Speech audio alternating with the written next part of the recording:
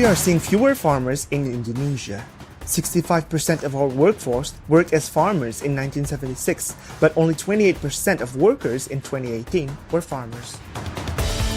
Land is also shrinking, yet infrastructure development keeps expanding. Soon enough, we'll have land without any farmers on them. I'm Made Anthony Suara, and this is a special report on land without farmers.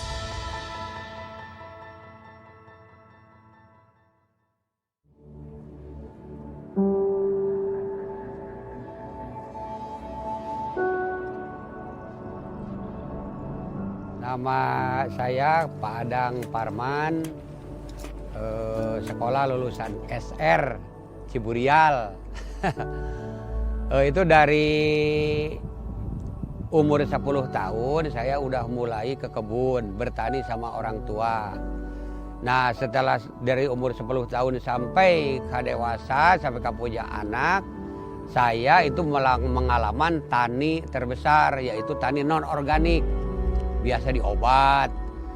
Ya, kalau Bapak kalau tiap pagi mah ya itu ke kebun. Kalau Bapak sendiri mah 5:30 udah di kebun. Ya nyangkul, nanam, mengambil rumput, kalau musim kemarau nyiram. Nah, itu pada nanti akhir jam 12 pulang ke rumah, udah makan ke kebun lagi, asar pulang lagi ke kebun lagi sampai awal maghrib.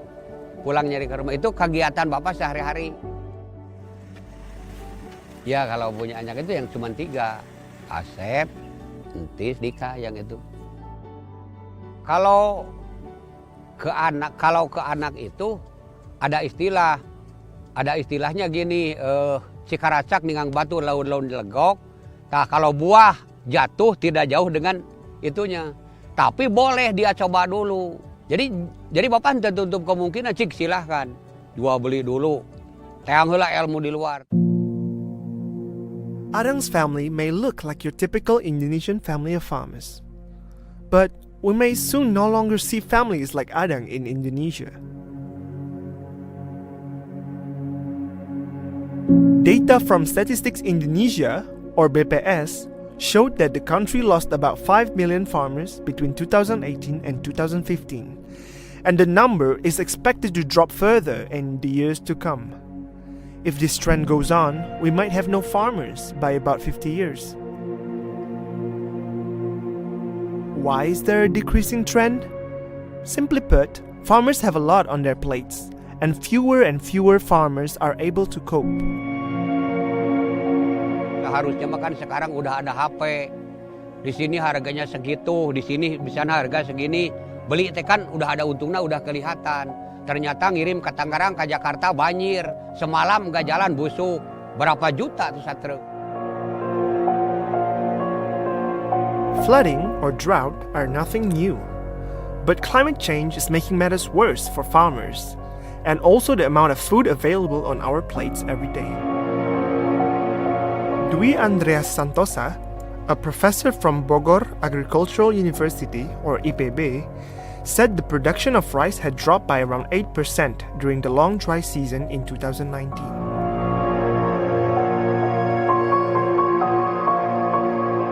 Indonesia also ranks among the lowest, at 110 out of 113 countries, in the Natural Resources and Resilience category of the 2019 Global Food Security Index.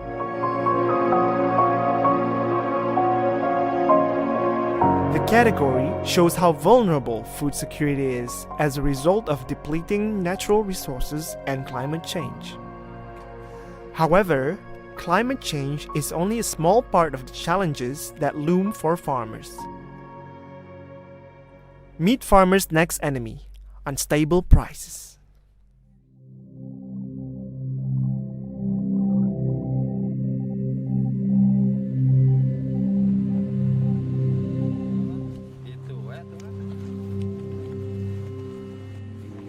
Plak di paling mana ya, Mas? Ada palitinya dah. Paling luhur. Oh.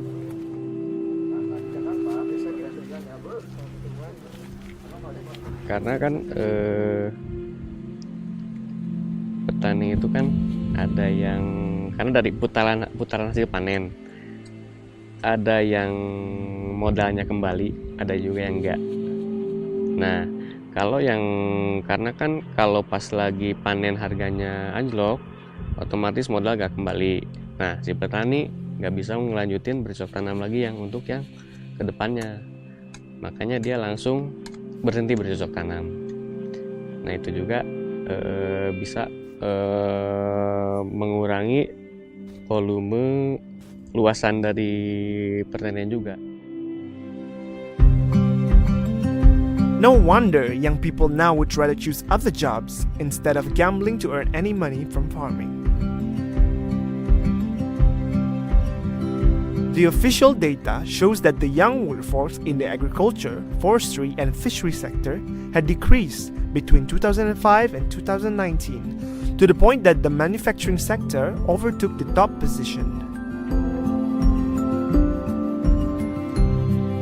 So, what is the reason behind the decline? Semeru Research Institute explained it in its 2016 report. Most young people see farming as low-wage manual labor for those who are poor and with limited education. Plus, farming is unpredictable, which discourages young people from taking part. And there's no surprise that farmland is shrinking as well amid stagnant agriculture growth and rapid urbanization. Indonesia's agricultural wetland area shrunk by almost 300,000 hectares between 2013 and 2019, according to joint government data. BPS data also showed that almost half of Indonesia's provinces lost a portion of their agricultural wetland between 2003 and 2015.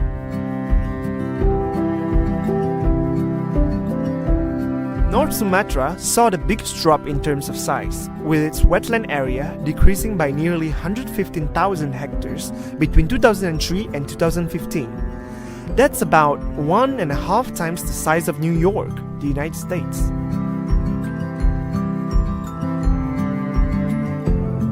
But it's just way too risky to let Indonesia lose its agricultural land.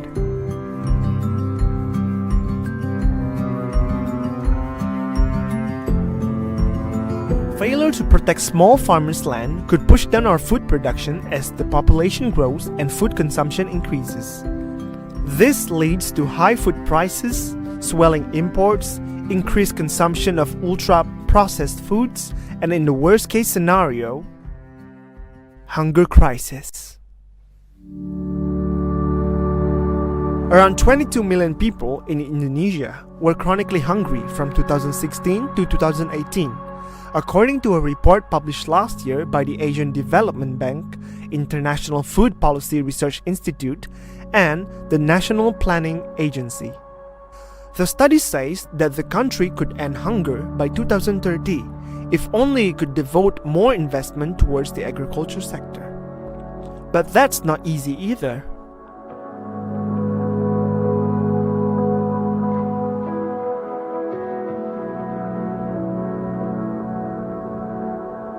If you are talking about investment by farmers themselves here, I think there are some points. First, because agriculture production depends on the produces, depending on the weather condition, and also pest and disease. So there's such weather risk, and farmers after require making initial investment. They may not be sure whether they'll be able to return for such investment. So that's first point. And the second, in Indonesia, average land size is quite small. I think it's about 0.5 to 1 hectare per household.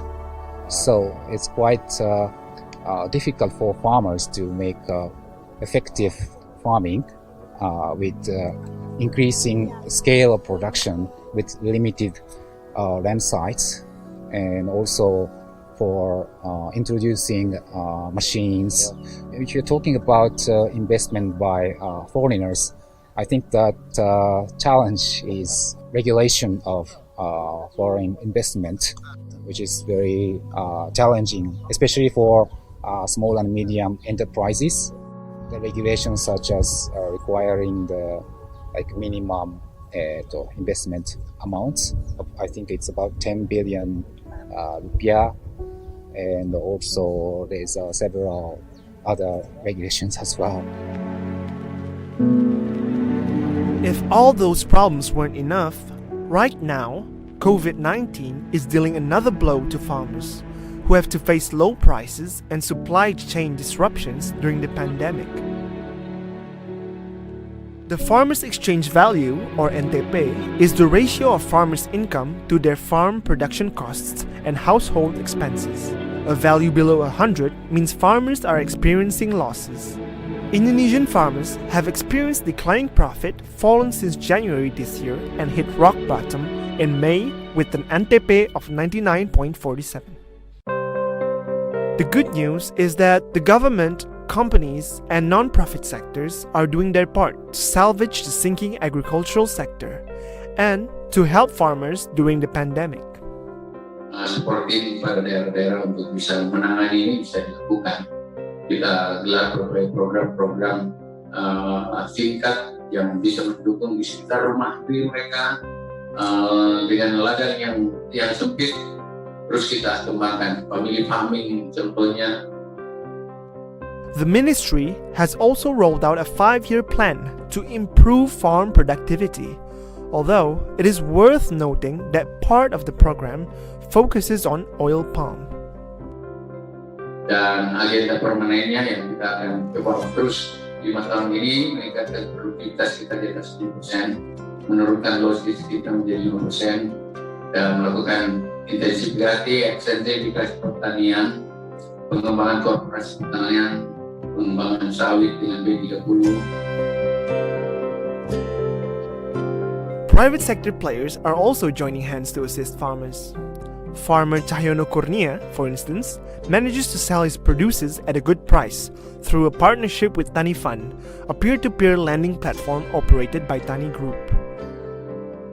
Nah, kalau dulu sebelum ada Tani Fund, saya masih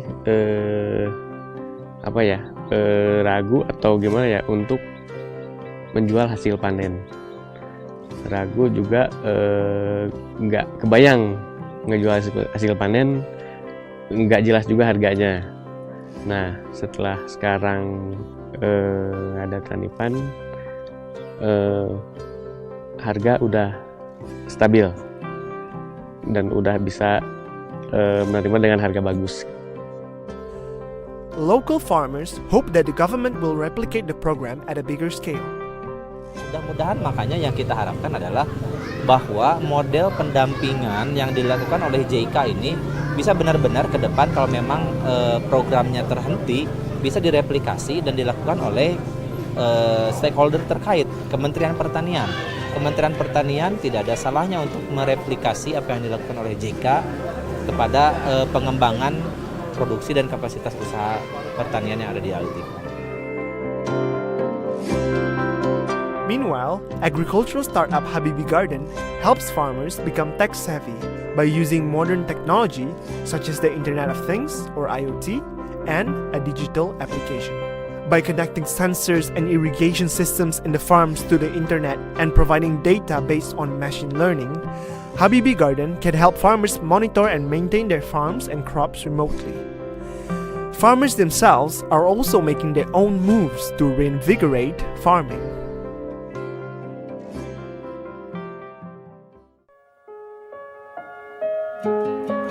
Adam's son, Tisna Rohmat, is continuing the organic farming legacy of his father.